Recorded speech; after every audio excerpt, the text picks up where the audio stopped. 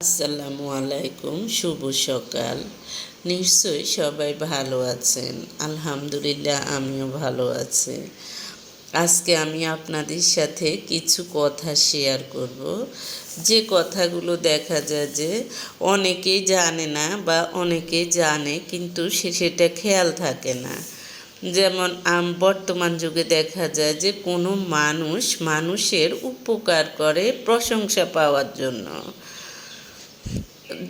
অমুক এটা করছে তমুক, বা দেখা যায় যে কেউ কারোর জন্য কিছু করেছে, সেটার প্রশংসা যদি তার সামনে না করে, দেখা যায় যে সে মন খারাপ করে।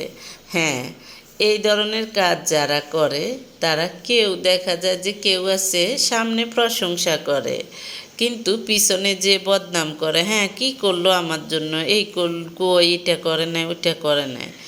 এই ধরনের মানুষকেও আল্লাহ পছন্দ করেন না মানে কোনো না কোনোভাবে এটা গুনাহের খাতায় অ্যাড হবে।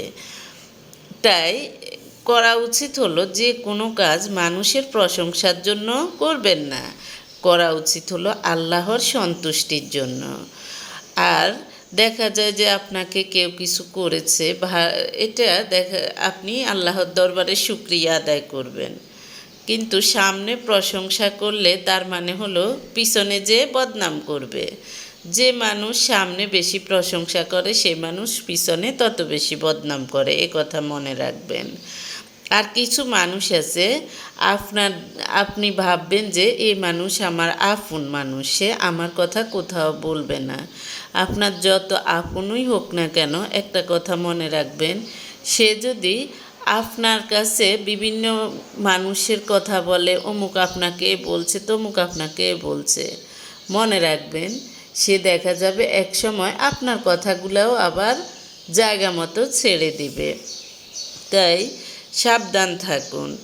এবং নিজেকে ভালো রাখার জন্য দেখা যায় যে আবার অনেক মানুষ আছে, হ্যাঁ বলে বলে বেড়ায়, আমি অমুককে পয়সা দিয়েছিলাম, অমুককে খাইয়েছিলাম, অমুককে এটা করেছিলাম ওইটা দিয়েছিলাম, কিন্তু সে আমার প্রশংসা করেনি। এই ধরনের মানুষও কিন্তু আল্লাহর কাছে ঘৃণিত।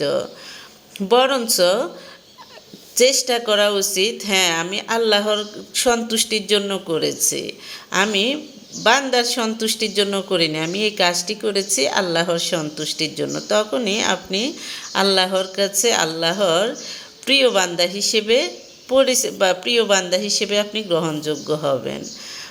যে মানুষের অগ্রহণযোগ্য মাখলুকের অর্থাৎ আল্লাহর সৃষ্টির অগ্রহণযোগ্য সন্তুষ্টি ছেড়ে দিয়ে প্রকৃত স্রষ্টার সন্তুষ্টি অর্জনের চিন্তা করে, সেই হলো সর্বসেরা উত্তম মানুষ, অর্থাৎ সর্বাপেক্ষা উত্তম মানুষ। বর্তমান যুগে মানুষ চায় যে আমার সামনে একটু সুনাম করুক, কিন্তু আপনি এটা চাইবেন সে সুনাম করুক বা না করুক, আমি আল্লাহর সন্তুষ্টির জন্য কাজটা করেছি, আল্লাহ সন্তুষ্ট হলে আমি লাভবান, আমার আর কিছু দরকার নাই। হ্যাঁ, তারপর দেখা যায় যে আবার অনেক মানুষ আছে কি করে, দেখা যায় যে হ্যাঁ অমুকে একটা জিনিস করেছে, তার সামনে প্রশংসা করি, এটা কিন্তু উচিত না। আপনি আল্লাহর দরবারে শুকরিয়া আদায় করবেন এবং আপনি এমনভাবে তার সাথে আচরণ করবেন সে যাতে বুঝে আপনি শুকরিয়া আদায় করেছেন, আপনি খুশি হয়েছেন। কিন্তু যারা সামনে সুনাম করবে, আপনি নিশ্চিত থাকুন তারা পিছনে যেয়ে আপনার বদনাম করবে। একবার